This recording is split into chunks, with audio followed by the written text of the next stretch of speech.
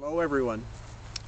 It's a beautiful day here in Murray Harbor. I want to say a special hello to the youth and children at Park Royal.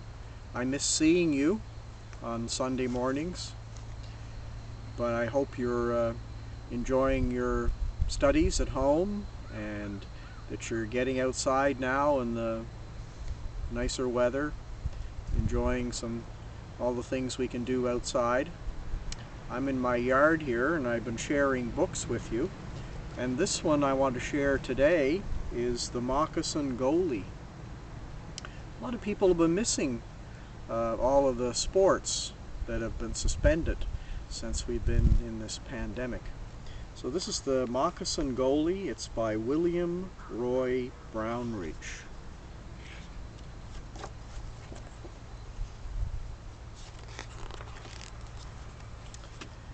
A long time ago, when I was a boy, my family lived on the prairies in a small town called Willow. The winters there were very cold, with the wind blowing the deep snow into huge drifts. My friends and I didn't mind that. This was our favorite time of year. Cold temperatures meant ice, and ice meant hockey. And you can see the picture of the prairie with the train going across the prairie. I like the way this picture has been painted with all the little individual pieces of color. I had 4 best friends. We lived for hockey. Anita had long braids that flew out behind her when she skated. Marcel was big and quiet and good at sports. Then there was the tough little guy we nicknamed Patou. And finally there was my dog Bingo, who always tried to steal the puck. I was the goalie. I had a crippled leg and foot, so I couldn't wear skates, but my leather moccasins were just fine. I was quick and could slide across the goal mouth really fast. They called me Moccasin Danny. So that must be Anita, and that's Moccasin Danny.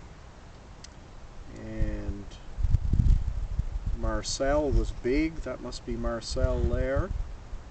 And this must be Patou.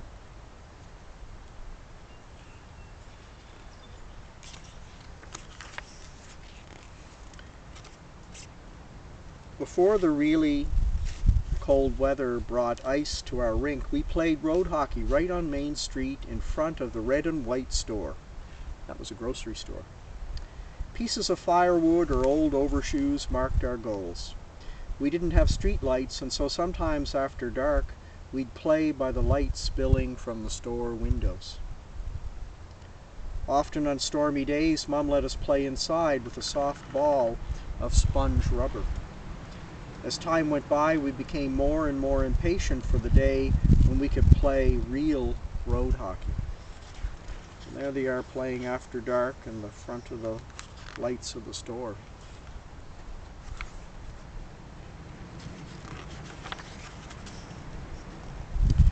When winter finally arrived, the rink was the center of attention. The men and big boys began the flooding. We watched as the ice became thick and smooth. Later, our job would be to keep it clear of snow. We spent hours scraping and sweeping so we could drop the puck on beautiful gleaming ice. Dad said we had hockey on the brain. Mom said she heard the talking about hockey in my sleep. And there's the big outdoor rink. And they're cleaning the ice off and sweeping it, cleaning the snow off. One morning there was a surprise at the rink. Mr. Matou gathered us together. We're going to have a hockey team. It'll be called the Wolves. I'll be your coach. And today I choose the team. What do you say, boys? We shouted and screamed with glee. This was going to be hockey heaven. And there's the Wolves. They're hockey jerseys.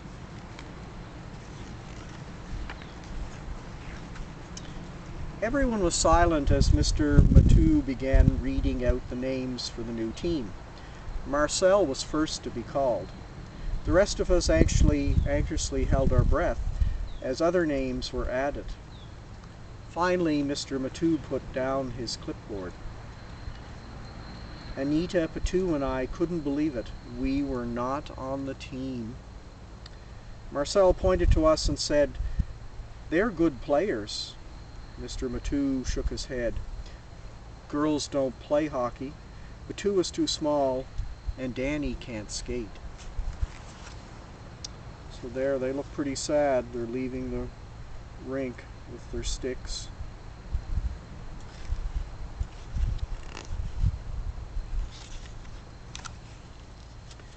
When I got home, I told Mom what had happened. "You and Patou and Anita can still have fun playing together," she said. "There will always be games of shinny at the rink." This didn't make me feel any better. "It's not fair," I said. "We're just as good." Every night was the same. I lay awake staring at the ceiling and talking to myself. My first chance to wear a uniform and play real hockey, and now it's gone. And there's Danny, wide awake in bed.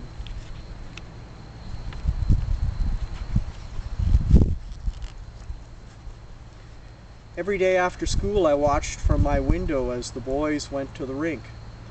Bingo kept looking at me and wagging his tail. He couldn't understand why we didn't go to play. Not making the team was the biggest disappointment of my life.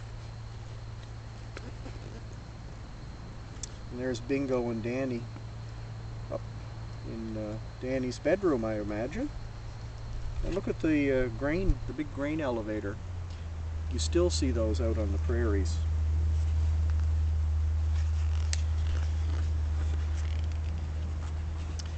Weeks later, one snowy Saturday, there was a knock at the door. There stood Mr. Matou, pointing his finger at me and grinning. "Danny," he said, "we need you to play goal this afternoon. Tony is hurt. The league has given us special permission to let you play on foot. This is a very important game, you know. If we win, we'll be in the playoffs." I was so excited I let out a whoop and jumped back onto Bingo's tail. What a racket! But even though I was happy, deep down I was afraid. What if I let the team down? And there's Danny and Bingo and Mr. Matou.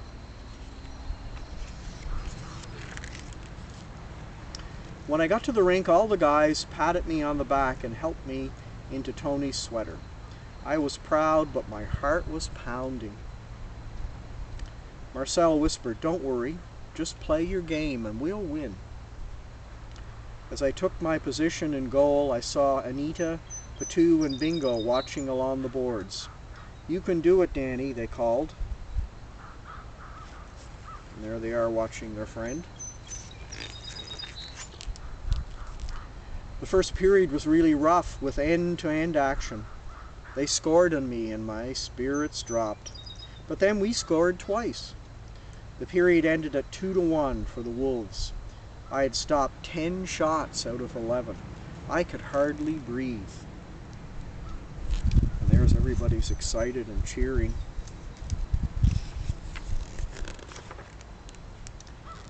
Then in the second period, they attacked us with all their strength. I stopped 12 shots. But finally, a shot went in over my pads. I felt sick. We were tied at 2-2. I'd let the team down. The third period was like a bad dream. The shots came at me from all sides. I stopped them with every part of my body. It seemed impossible that we could win. And there's Danny stopping a puck right there.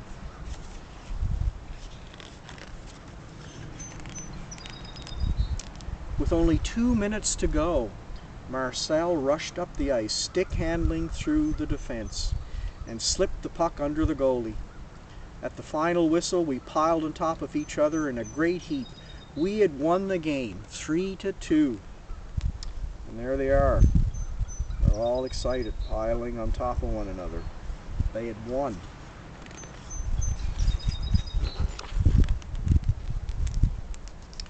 Mr. Matou came onto the ice and put his arms around Marcel and me. "You two saved the game for us," he said. "Danny, I want you to stay on the team. What do you say?" I spotted Anita and Patou waving in the crowd. Suddenly I knew what I must wanted most of all. I looked at Marcel and he nodded. I pointed to my friends and said, "They play the rest of the year with the Wolves too." Mr. Matou laughed, but he promised. Then he took us all to Chong's Cafe for treats. Our hearts glowed with the joy of victory. It was a night that we would remember all our lives. And it became a story. Maybe you have some stories you want to write down. Thanks for listening today.